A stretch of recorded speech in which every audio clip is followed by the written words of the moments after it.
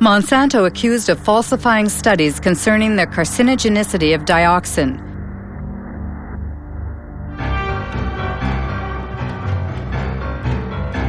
The story began in Nitro, in a Monsanto factory that produced a powerful herbicide called 2,4,5-T.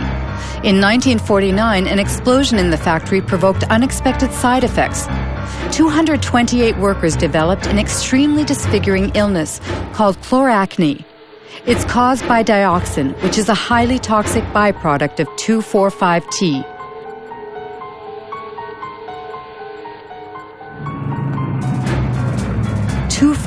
T was the main ingredient in Agent Orange, the defoliant used by the U.S. Army during the Vietnam War. During the war, 40 million liters of Agent Orange, containing 400 kilograms of pure dioxin, were sprayed on trees in southern Vietnam. 3 million people were contaminated, including thousands of American soldiers. Even some 40 years after the end of the war, dioxin continues to claim more victims. We know today that this poison provokes cancer and serious genetic malfunctions.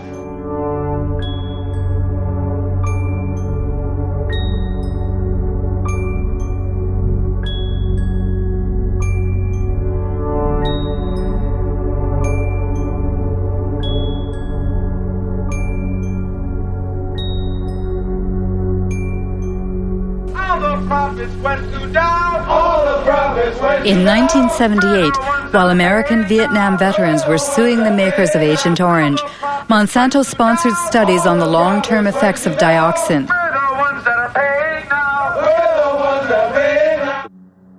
The company paid scientists to compare the health of workers who had been exposed during the nitro plant's accident 30 years prior to the health of non-exposed workers.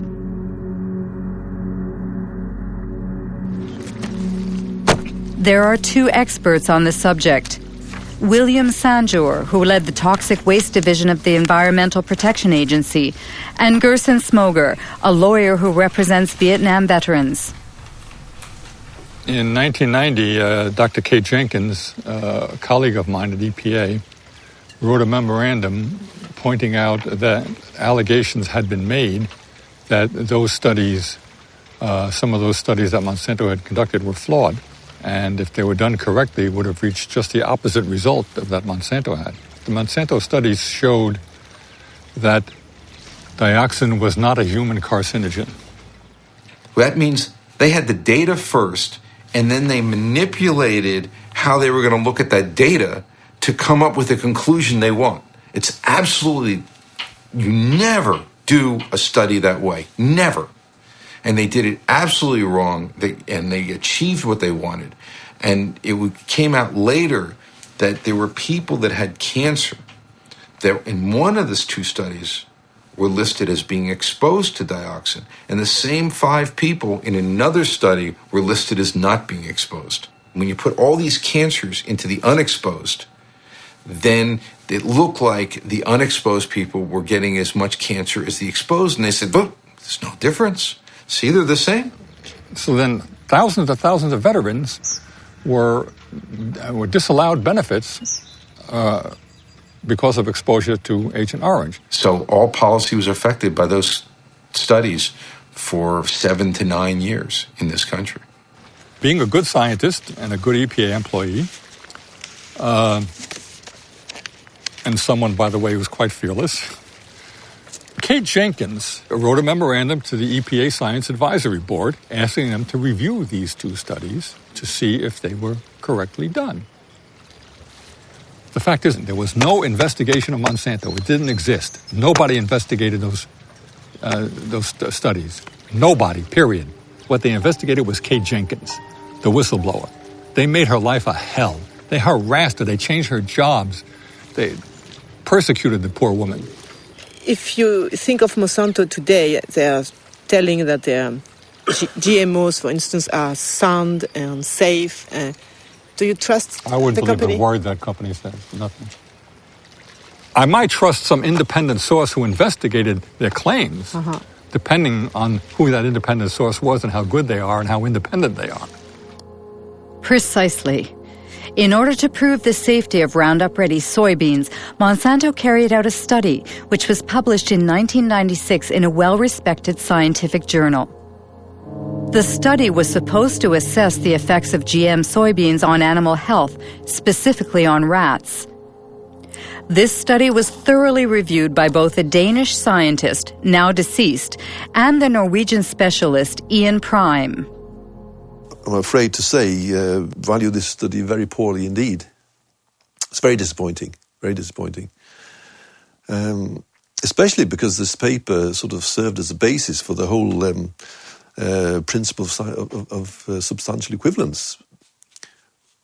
I can just cite, which is again a bit surprising, although the animal feeding studies provide some reassurance that no major changes occurred.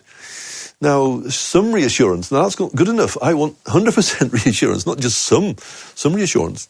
They talk, for example, about the, on page 723, except for the darker brown colour, livers appeared normal at necropsy. I mean, you can't do that without looking inside. You have to look at the content inside the liver, taking sections, showing under the microscope that there is no difference. They've used, for example, older rats. Obviously, again, if you want to avoid any problems, okay, use an adult. But if you want to see if any changes are evident, then you should use younger individuals. Of course. In some ways, you can say it's bad science because a lot of the data that they should have shown isn't shown.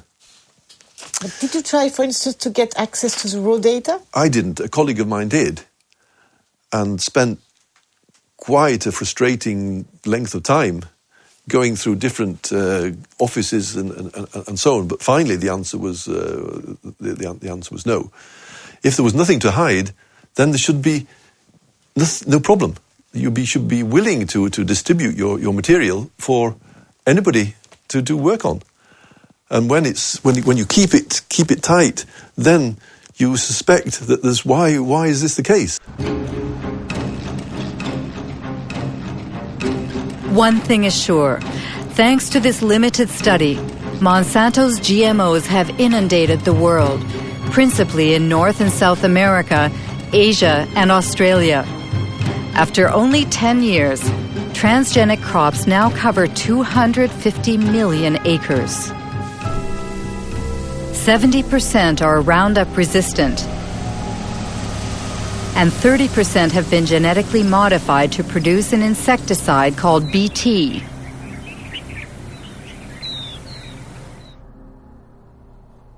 Since 2001, the company has published a yearly document titled The Pledge Report, a kind of ethics statement in which Monsanto tries to justify its business practices. At the heart of the opposition to GMOs is the subject of patents.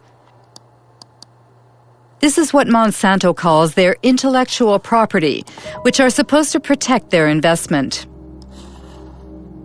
In North America, every farmer who buys bioengineered seeds must sign a technology agreement in which the farmer promises to respect the company's patent on the modified gene. Biotech crops are protected by U.S. patent law.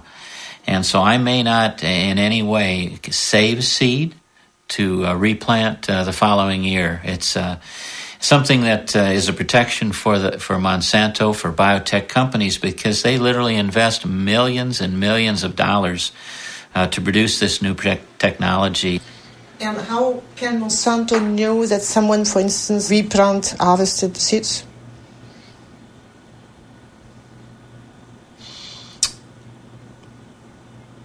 I'm not sure how to answer that. No, how they would know if someone replanted seed. That's a good question for Monsanto. The question is so touchy that Monsanto prefers to circumvent it by making glorious promises. In cases of unintended appearance of our proprietary varieties on a farmer's field, we will surely work to resolve the matter to the satisfaction of both the farmer and Monsanto.